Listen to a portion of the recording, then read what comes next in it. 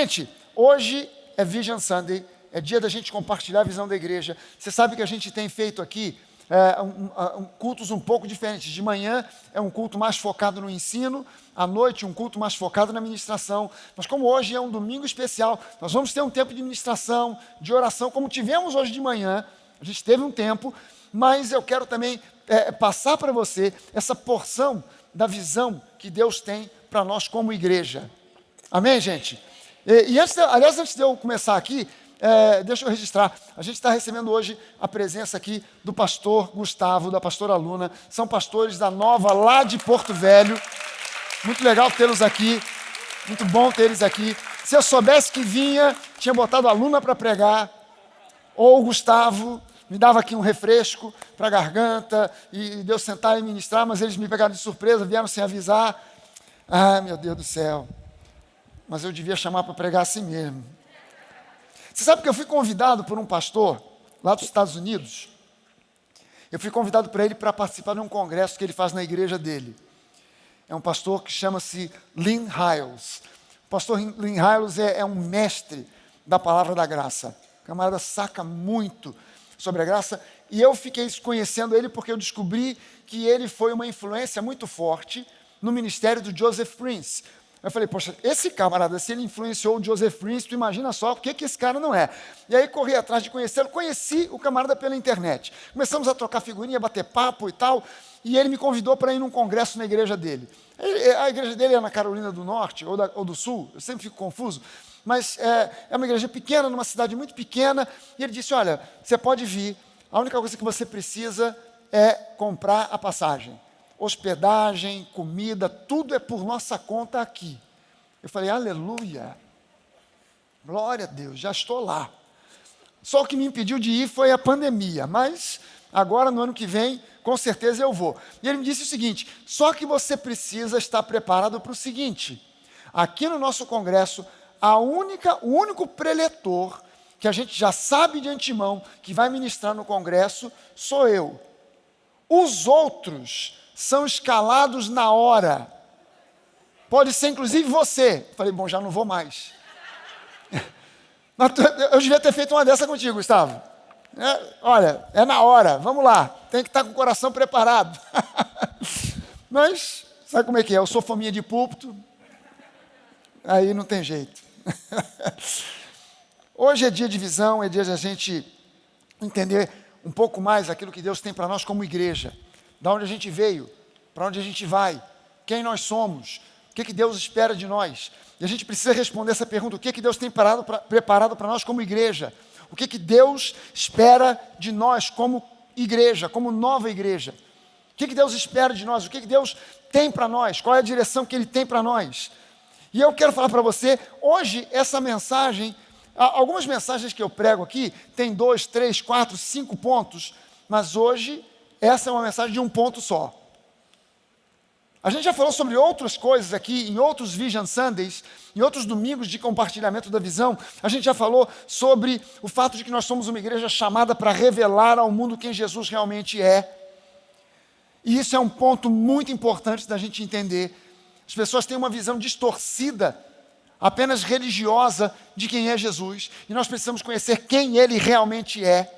A gente já falou aqui sobre a missão que nós temos como igreja de revelar o verdadeiro evangelho, a verdadeira mensagem do evangelho, que é o evangelho da graça, não existe outro. Falar o termo evangelho da graça é uma redundância, tanto quanto subir para cima ou descer para baixo. Porque quem sobe só pode subir, e quem desce só pode descer. Então o evangelho só pode ser o evangelho da graça. É uma redundância falar evangelho da graça, tanto quanto dizer subir para cima ou descer para baixo. Mas as coisas são tão estranhas no meio das igrejas que hoje a gente precisa explicitar que o evangelho, o único verdadeiro evangelho, é o evangelho da graça. Deus nos concede o que Ele tem para nós pela graça, a gente recebe pela fé. A gente já falou aqui que é missão da Nova fazer com que as pessoas entendam que a causa de Cristo é mais importante do que as nossas causas pessoais. É importante nós entendermos isso, gente. Sabe que a palavra de Deus diz o seguinte: se nós buscarmos o reino de Deus em primeiro lugar, as demais coisas nos serão acrescentadas. O que Jesus está dizendo? A causa do reino, ela é mais importante do que as nossas causas pessoais. Quando você coloca a causa de Jesus em primeiro plano na sua vida, as suas causas são tratadas por Ele. Amém? E você então é abençoado. Causas políticas, humanitárias têm seu espaço, têm o seu valor, mas nenhuma delas supera a causa de Cristo. A gente precisa se lembrar que uma ideologia política, por mais correta e justa que seja, não pode conceder vida eterna para ninguém. Eu preciso me lembrar que um necessitado, uma pessoa necessitada, alimentada, vestida, continua necessitando de salvação, e essa salvação só Jesus pode dar. Amém? Por isso o foco de hoje é em um ponto único. Esses pontos a gente já viu em outros domingos aqui. Hoje, o ponto que eu quero enfatizar para você, nesse dia em que a gente precisa conhecer a visão da Nova, é que a Nova é uma igreja, essa é a igreja que Deus quer que nós sejamos, uma igreja onde as pessoas crescem e se desenvolvem em termos de qualidade. Crescer e amadurecer, onde as pessoas crescem e se desenvolvem em qualidade. Deus espera que sejamos uma igreja de pessoas que crescem em qualidade. Efésios 4:11, até o versículo 16, Paulo escrevendo aos Efésios, ele diz assim, que Jesus, Ele mesmo, concedeu uns para apóstolos, outros para profetas, outros para evangelistas, outros para pastores e mestres. E agora ele vai dizer com que finalidade Jesus faz isso. Qual é a finalidade de Jesus conceder à igreja apóstolos, profetas, evangelistas, pastores, mestres, os 5 dons ministeriais? Qual o objetivo dele fazer isso? E agora no versículo 12 ele começa a dizer, com a seguinte finalidade, com vistas ao aperfeiçoamento dos santos, para o desempenho do seu serviço. Ou seja, para que nós, os santos, sejamos preparados para servir. Que nós sejamos preparados para servir, para que haja edificação do corpo de Cristo. No versículo 13 ele diz, até que todos cheguemos à unidade da fé e do pleno conhecimento do Filho de Deus, ao estado de pessoa madura, à medida da estatura da plenitude de Cristo, para que não sejamos mais como crianças arrastados pelas ondas e levados de um lado por outro por qualquer vento de doutrina, pela artimanha das pessoas, pela astúcia com que induzem ao erro, mas seguindo a verdade que é Jesus, a verdade que é a palavra, seguindo a verdade em amor, cresçamos em tudo naquele que é a cabeça, Cristo. Até aqui, até o versículo, o início do versículo 16, até o versículo 15, Paulo está falando aqui sobre crescimento em qualidade. Que nós amadureçamos, que nós cresçamos em tudo no cabeça que é Cristo, através dele, para ele, por ele, com ele, para nos tornarmos imagem e semelhança dele, para atingirmos a maturidade dele, para que nós estejamos preparados para servir como ele servia. Amém? Paulo está falando até aqui sobre um crescimento em termos de qualidade.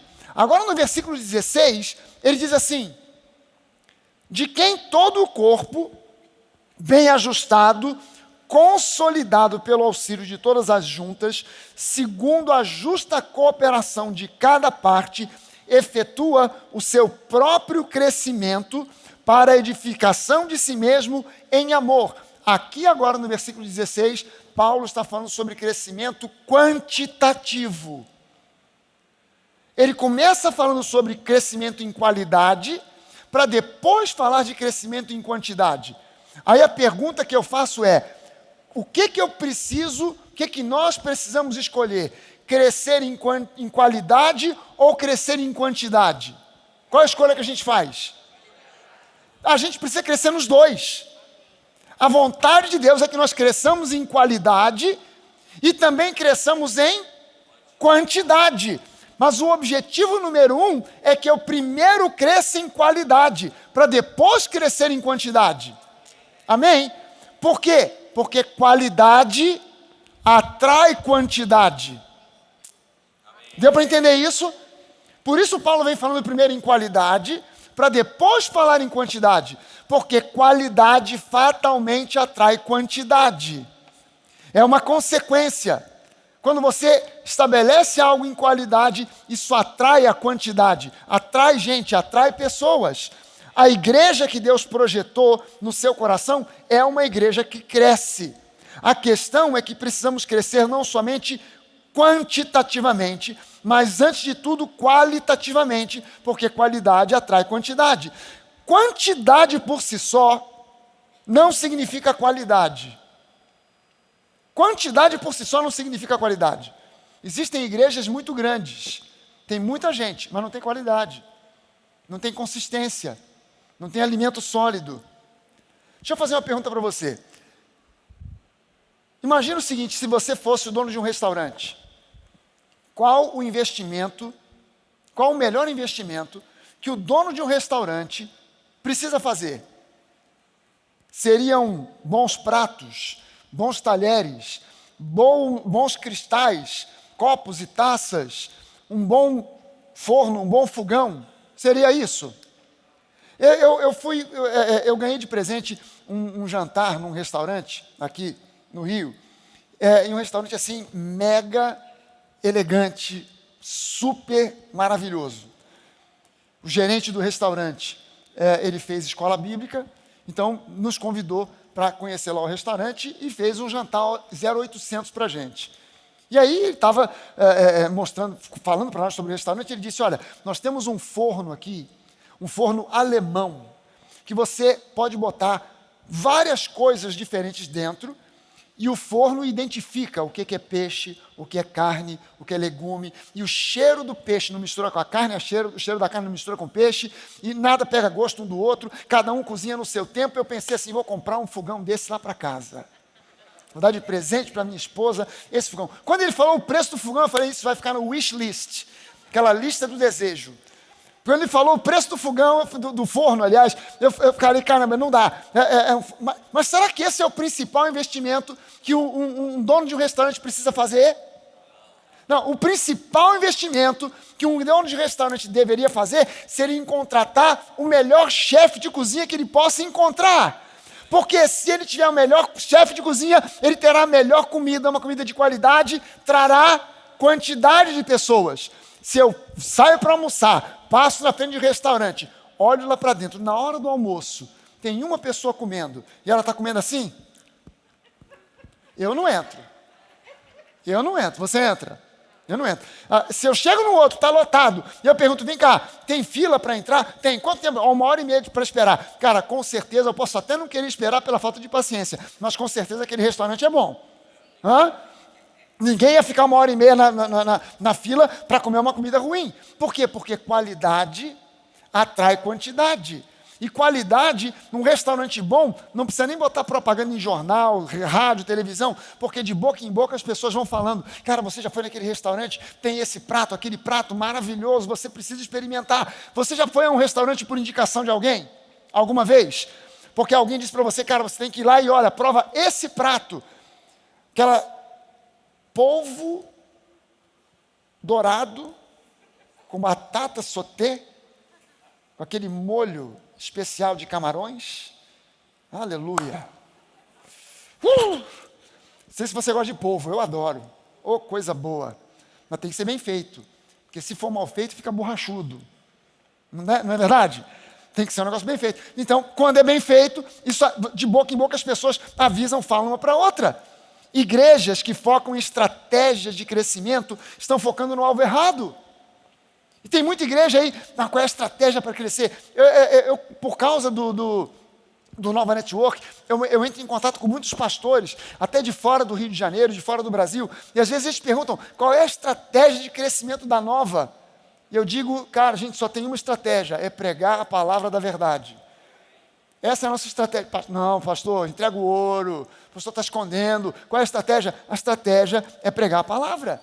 Atos 2 descreve o estilo de vida da igreja primitiva. Eu não vou ler aqui Atos 2, é um texto relativamente grande, mas quando eu olho para Atos capítulo 2, qual é a igreja que eu vejo ali? Eu vejo uma igreja cheia do Espírito Santo.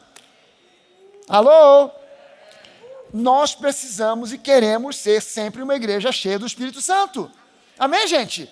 A gente ora pelas crianças na geração nova para que as crianças sejam batizadas com o Espírito Santo, com evidência de línguas estranhas, com a manifestação dos dons do Espírito, porque é de criança que se aprende. Amém, gente? Porque nós queremos uma igreja, a gente olha para a igreja primitiva, para essa igreja chamada de igreja primitiva, e era uma igreja cheia do Espírito Santo. Aquilo é um modelo para a igreja do Senhor Jesus. Eu olho para Atos 2, eu vejo uma igreja avivada, entusiasmada. Só nós 4 que entendemos aqui. Vou repetir para você. Você sabe o que significa a palavra entusiasmado? Qual é a raiz da palavra entusiasmado? Entusiasmado vem de enteos. Enteos significa tendo Deus dentro. Uma igreja entusiasmada, cheia de Deus, empolgada, avivada. Uou! Aleluia! É a igreja que eu vejo em Atos 2, é a igreja que nós queremos ser. Uma igreja cheia do amor ágape. Aquelas pessoas iam de casa em casa. O que aquelas pessoas estavam ganhando para todo dia ir de casa em casa compartilhando o pão, celebrando a ceia, ministrando na vida de pessoas que elas mal conheciam? O que elas ganhavam para isso? Nada. Por que elas faziam isso então? Porque queimavam no coração delas ágape, o coração, o amor do próprio Deus pulsando no coração de cada uma delas. Amém, gente? O que nos move a servir o nosso próximo na igreja? Ágape. O que nos move a querer evangelizar e alcançar pessoas? Ágape. O que nos move a transmitir culto pela internet? Ágape. O que nos move a fazer o que a gente faz a cada domingo, a cada semana? Ágape. Amor incondicional. Amém, gente? Aquela é uma igreja praticante da palavra. Tiago recomenda isso. Não sejam meros ouvintes da palavra, mas sejam operosos praticantes. Operoso praticante é mais do que um praticante, é um praticante que realmente pratica. Você sabe que aqui no Brasil a gente tem uma coisa que só tem no Brasil. O Brasil tem uns negócios que é jabuticaba. É tipo jabuticaba, só tem aqui, não tem lugar nenhum do mundo. A gente tem um pessoal que se diz, eu sou católico não praticante. Agora está surgindo também evangélico não praticante. Não, é sério, eu vi umas reportagens dizendo que existe uma quantidade hoje relativamente grande de pessoas que se dizem evangélicas, mas que não são praticantes. Quer dizer, o sujeito que se diz um cristão não praticante é uma coisa do tipo assim, você pergunta para o sujeito, vem cá, você pratica algum esporte? Ah, sim, eu sou triatleta. Só que eu sou triatleta não praticante. Eu não pedalo, eu não nado, eu não corro, mas eu sou triatleta. Um triatleta não praticante. Você concorda comigo que isso é uma coisa meio maluca? Da mesma forma, é uma coisa meio doida você dizer, eu sou um cristão e não ser um praticante da palavra. Porque ser um cristão implica em sermos praticantes operosos da palavra. Amém? Quando eu olho para Atos capítulo 2, eu vejo uma igreja que era praticante da palavra. Eu vejo uma igreja que estava disposta a servir com alegria. Alô? Uma igreja disposta a servir com alegria. Aquela era uma igreja onde havia unidade. Era uma igreja onde havia unanimidade. E unanimidade gerava koinonia. Koinonia é uma palavra grega. Ah, pastor, essa eu conheço. Koinonia é aquele conjunto do pastor Bené. Ele tem até uns discos, tem até um CD no Koinonia. Cara, deixa eu explicar para você o que é koinonia. Koinonia é uma palavra grega que é um conceito. Koinonia significa uma comunidade com uma visão comum a todos, onde todos caminham em uma mesma direção em amor. Isso é koinonia.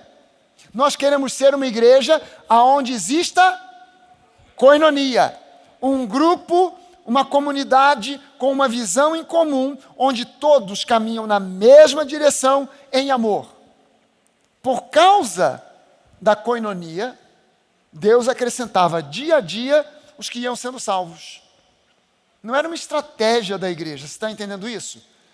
Não era uma estratégia. Qual era a estratégia deles? Viver em koinonia, comunhão, proximidade, amor, serviço, entusiasmo, alegria, Espírito Santo, todo mundo cheio do Espírito Santo. Isso gerava uma igreja onde dia a dia Deus ia acrescentando os que iam sendo salvos. Amém? Essa é a igreja que Deus quer que nós sejamos. Amém, gente? O crescimento de qualquer igreja local ou denominação não pode ser meramente fruto de estratégias, mas tem que ser uma ação sobrenatural do Espírito Santo. Quando eu digo sobrenatural, o termo sobrenatural significa acima, além do natural. Ou seja, é muito mais do que estratégias, é uma ação do Espírito. A maioria das pessoas hoje, na maioria das igrejas, não conhece a visão da igreja que frequenta. E se perguntar ao pastor, é capaz de não ouvir muita coisa, porque a maioria das igrejas sequer tem visão hoje em dia. A nossa visão é divulgar o Evangelho, mas isso aí não é visão, isso é missão da igreja, de toda a igreja do Senhor Jesus. A gente precisa entender que hoje nós precisamos conhecer, cada um de vocês precisa ter curiosidade o suficiente para querer conhecer qual é a visão do pastor Fragale para a nova igreja. Por que a nova igreja existe? Para onde ela vai? De onde ela veio e para onde ela está indo? Para eu saber aonde é que eu estou me associando. Para eu saber o que eu vou fazer aqui. O que é esperado de mim aqui. Porque essa visão vai te mostrar um norte para você seguir. A maioria das pessoas por aí não conhece sequer a principal cláusula da nova aliança. Se você perguntar até mesmo para um estudante de seminário, me diga, você que está no 4º ano do seminário, qual é a principal cláusula da nova aliança? É capaz da pessoa nem saber que existe uma nova aliança. Ou confundir e achar que nova aliança é sinônimo de Novo Testamento. A nova aliança, a Bíblia é dividida em duas partes, Antigo Testamento e Novo Testamento, Antiga Aliança, Nova Aliança. Mas não sabe explicar exatamente o que é uma coisa e o que é a outra. E se perguntar qual é a principal cláusula da nova aliança, não vai saber dizer. Hebreus capítulo 8, isso depois é repetido no capítulo 10, mas Hebreus capítulo 8, no versículo 12, lá está especificado qual é a principal cláusula da nova aliança. O escritor aos Hebreus vem citando o profeta Jeremias, e ele vem falando sobre a profecia. Olha, naquele tempo, naquele dia, eu vou estabelecer uma nova aliança com a casa de Israel. Não vai ser uma aliança como eu fiz com os seus pais, porque eles não permaneceram na minha aliança, e eu também não fiquei dando muita atenção para isso, mas eu vou firmar com vocês uma nova aliança, e nessa nova aliança, não mais ficarão dizendo uns aos outros, conheça o Senhor, porque naquele tempo todos me conhecerão, desde o menor até o maior deles. E aí no versículo 11, ele diz, espera que agora deu uma travada aqui. Não, é o versículo 12. Eu já estou no versículo 12. O versículo 11 fala isso que eu disse. Peraí. Destrava. No versículo 11 ele diz, todos me conhecerão desde o maior até o menor. Não ficará ninguém perguntando ou dizendo, conheça o Senhor, porque todos me conhecerão desde o menor até o maior. E no versículo 12 agora ele cita a principal cláusula da nova aliança. Porque para com as suas iniquidades eu usarei de misericórdia e dos seus pecados eu jamais me lembrarei. Você está entendendo que quando ele diz isso, que a nova aliança se baseia em uma cláusula que diz que para com os nossos erros, para com as nossas iniquidades, aquilo que nos fazia injustos, Deus usaria de misericórdia, e dos nossos pecados Ele jamais se lembraria. Isso significa que Deus hoje não está lidando com o pecado, falando sobre o pecado. Deus hoje lida com o pecado falando sobre a solução, falando da resposta. Eu não quero lembrar dos pecados de vocês. Eu quero que vocês ponham foco na resposta, na solução, que é o perdão incondicional conquistado para cada um de vocês por Jesus. Eu não quero que vocês fiquem conversando sobre o pecado, falando sobre o pecado, ruminando o pecado, falando para cima e para baixo, ou exortando uns aos outros sobre o pecado. Cuidado com o pecado, você está no pecado. Para com isso e foca em Jesus, porque Ele é a resposta, Ele é a solução, e nós estamos vivendo no tempo da nova aliança. Na antiga aliança, o foco era o homem, o foco era o pecado. Na nova aliança, o foco é Jesus, o foco é o perdão pleno que Ele nos concedeu. E nós somos gente da nova aliança. Amém, gente? Nós precisamos entender a diferença entre a antiga e a nova aliança. Deus é o mesmo, Deus não muda. Ele é o mesmo ontem, hoje e será para sempre. Mas a maneira como Ele se relaciona conosco mudou da água para o vinho. Mudou completamente. Como é que Ele se relacionava com o povo na antiga aliança? Através da lei. Como é que Ele se relaciona conosco hoje no tempo da nova aliança? Através da graça. Na lei o foco é o homem. Eu preciso fazer. Faça isso, faça aquilo. Não faça isso, não faça aquilo. Na nova aliança o foco é Jesus. Eu tirarei o coração de pedra, eu darei um coração de carne, eu perdoarei todas as suas iniquidades, dos seus pecados eu jamais me lembrarei. O foco está nele, não mais em mim. Amém? Na antiga aliança eu precisava me vigiar para saber se eu estava obedecendo ou não. Na nova aliança eu não preciso me vigiar para saber da minha obediência. O meu foco é a obediência dele. Por causa da obediência dele, hoje a obediência na minha vida não é mais uma raiz, é um fruto. Na antiga aliança, a obediência era uma raiz. Na nova aliança, a obediência é um fruto. E eu hoje não me preocupo se eu estou obedecendo ou não. Por quê? Porque eu obedeço sem fazer força, sem pensar, sem saber. É ato reflexo. Por quê? Porque eu estou na nova aliança e não na antiga. Eu não tenho que me vigiar, eu tenho que olhar para Jesus. A maioria das pessoas por aí não entende sequer o que significa justificação. Justificação. Incrível. Isso é um tema que não é abordado, não é uma matéria nos seminários teológicos. Justificação em Cristo. Deixa eu mostrar uma coisa para você aqui. Romanos 8, você conhece, claro. Romanos 8, capítulo 8, versículo 1, diz assim: agora, pois, já nenhuma condenação há para os que estão em Cristo Jesus. Nenhuma condenação há. E por que não existe condenação para aqueles que estão em Cristo Jesus hoje? Porque nós fomos justificados. Em Cristo nós fomos plenamente justificados. Você entende que a palavra nos dá um norte que nada mais pode dar? Não é filosofia, não é opinião, não é interpretação, é o que a palavra diz. E eu preciso colocar um foco porque Deus se guia pela palavra. Deixa eu mostrar uma outra coisa para você aqui. Salmo número 89, no versículo 34. Eu já vi gente, já vi pastores dizendo assim: olha, eu acredito que Deus é tão poderoso, que Ele pode fazer o que Ele quiser. O que Ele quiser. Isso em tese é verdade, mas na prática não é. Pastor, Deus não pode fazer o que Ele quiser? Não, porque Ele mesmo se colocou dentro de um limite que é a própria palavra dEle.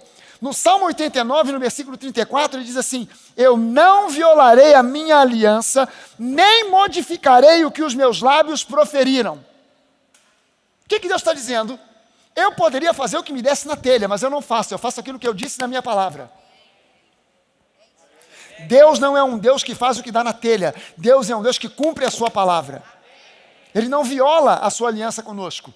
Amém?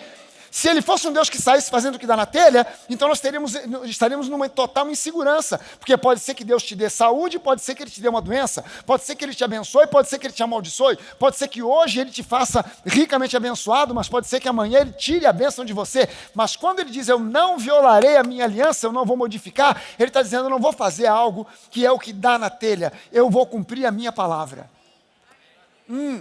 A palavra de Deus é uma segurança para nós. Amém, gente? De que Deus é um Deus estável, que não muda, que não sai fazendo maluquices por aí. Ele é um Deus em quem nós podemos confiar, porque Ele nos oferece segurança pela sua palavra. Amém?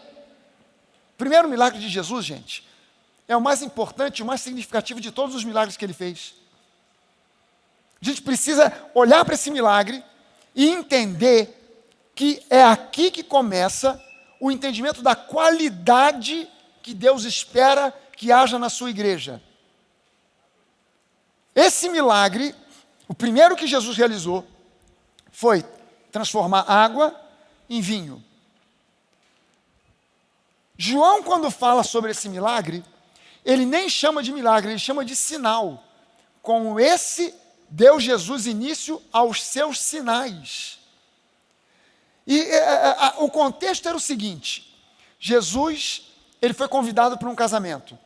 Ele vai a esse casamento e no meio da festa, acaba o vinho. A gente não sabe, assim, escrito não está, que aquele casal era um casal de posses ou um casal mais humilde, mas pelo que aconteceu naquela festa, provavelmente esse casal não era um casal muito rico.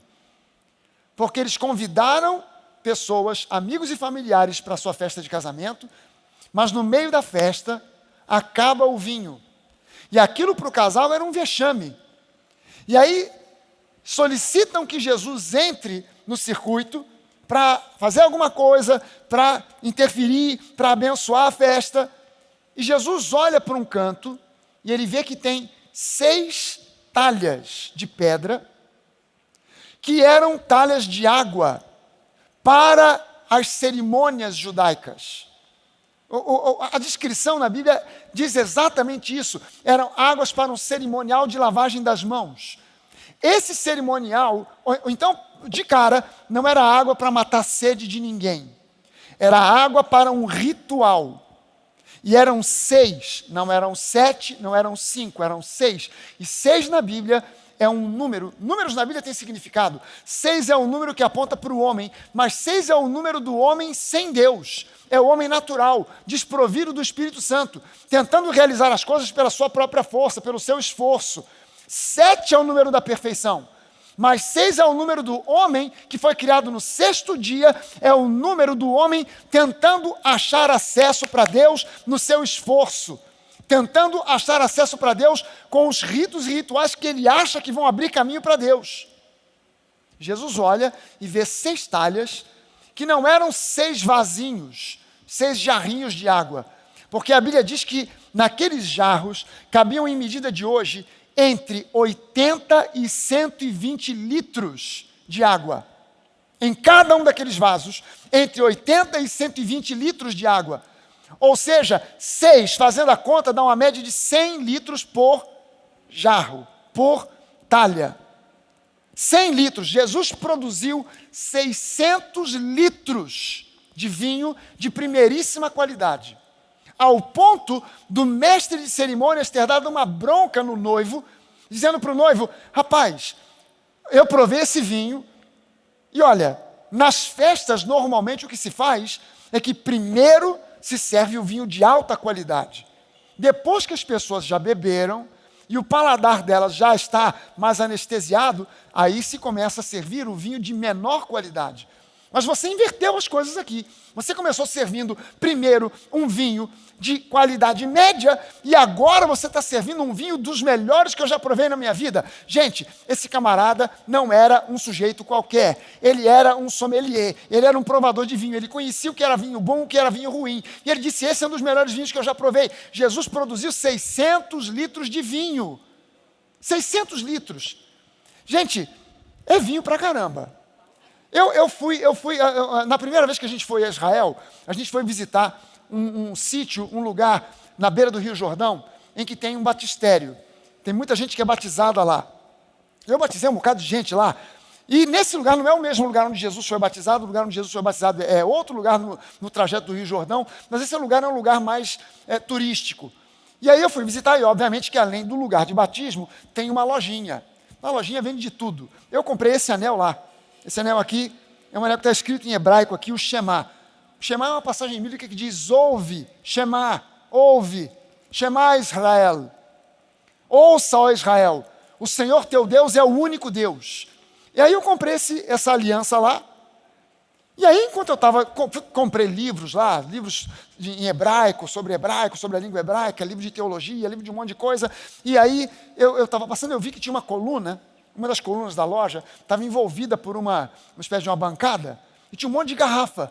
Aí eu cheguei perto para ver. Quando eu cheguei perto para ver, olhei o rótulo das garrafas, estava escrito lá, vinho do casamento de Caná da Galileia.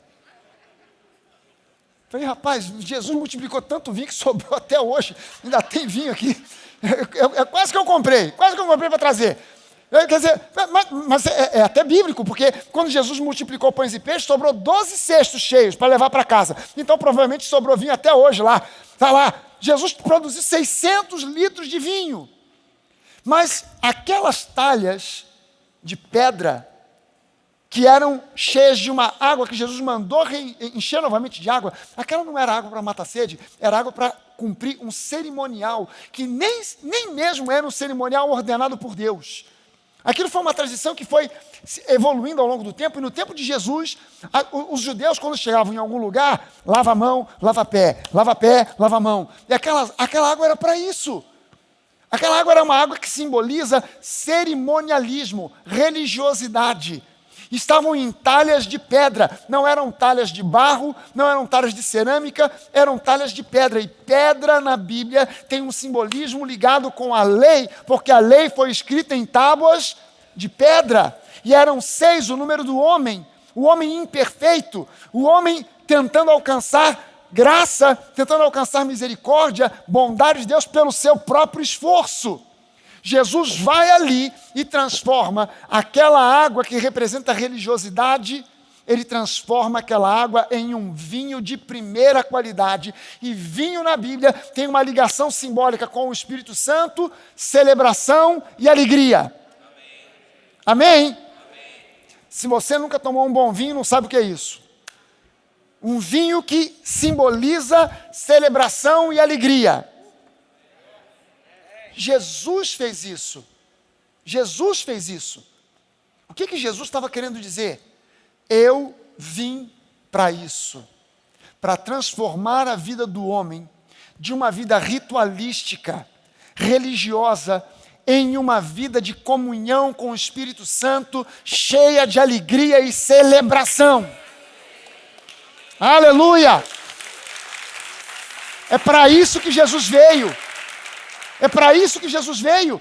Então eu preciso me lembrar do seguinte: o Espírito Santo em mim não é para me fazer uma pessoa maravilhosa, é para fazer de mim uma pessoa transformada, para que eu tenha a qualidade de Jesus.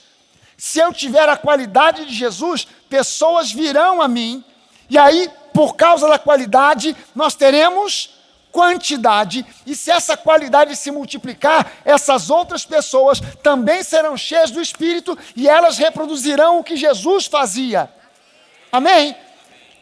A igreja que Deus espera que nós sejamos é uma igreja de pessoas que buscam, antes de mais nada, qualidade, e não estratégias para ter quantidade. Quantidade é consequência. É uma consequência. Amém, gente? Eu queria orar com você, eu queria orar por você, e eu queria lembrar para você, que você saia daqui entendendo e lembrando que há 2000 anos atrás, Jesus tomou o meu e o seu lugar naquela cruz do Calvário. Jesus tomou o seu lugar, e todo, não algum, não a maioria, mas todo o pecado que já cometemos, ou que ainda cometeremos, foi levado naquela cruz por Jesus. Eu preciso me lembrar que ele foi punido para que nós sejamos livres do juízo. Não há mais juízo para nós. Entenda bem o seguinte: o juízo do diabo, o juízo para o mundo está no futuro, mas o juízo para nós salvos aconteceu no passado. Foi na cruz do Calvário há 2000 anos atrás. Eu não tenho dívida com Deus. Você e eu não temos mais dívida alguma com Deus. O escrito de dívida que era contra nós foi cravado na cruz por Jesus por nós. Amém? Não há mais dívida alguma. O preço foi pago. Jesus bradou naquela cruz que está consumado. Ele tomou o nosso lugar para que nós pudéssemos ocupar o lugar que era devido somente a Ele. É preciso que a gente se lembre que ele se tornou pecado para que através dele nós nos tornássemos justiça de Deus. Ele se tornou maldição para que nós nos tornássemos abençoados. Ele foi abandonado. Ele clamou daquela cruz: Deus meu, por que me desamparaste? Ele foi abandonado para que nós fôssemos cercados e abraçados pela presença do Pai. Amém? Eu queria orar junto com você.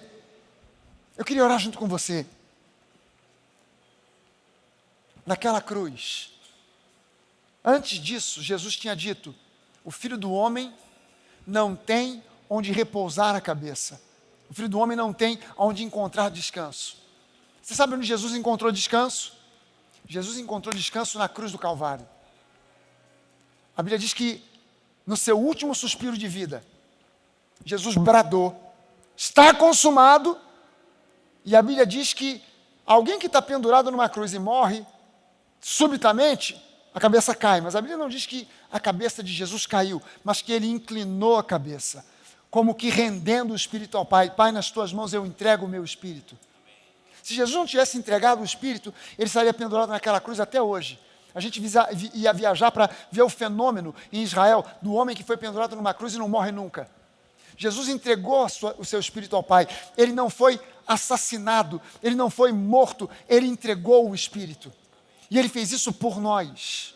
Ele fez isso por cada um de nós. Ele fez isso porque ele nos amou. Ele encontrou descanso em nos amar. O descanso de Jesus foi nos justificar. Por isso ele pôde inclinar a cabeça. Está consumado, está realizado, está feito. Eu não preciso mais agora me preocupar em me esforçar para alcançar o amor de Deus ou para provar a Deus o quanto eu o amo, porque eu agora sei porque sei no meu espírito. Eu sou um filho profundamente, incondicionalmente, tremendamente amado pelo meu Pai Celestial. Será que você pode repetir isso comigo? Eu sei que eu sou um filho profundamente, incondicionalmente, tremendamente amado pelo meu Pai Celestial. Aleluia! Aleluia!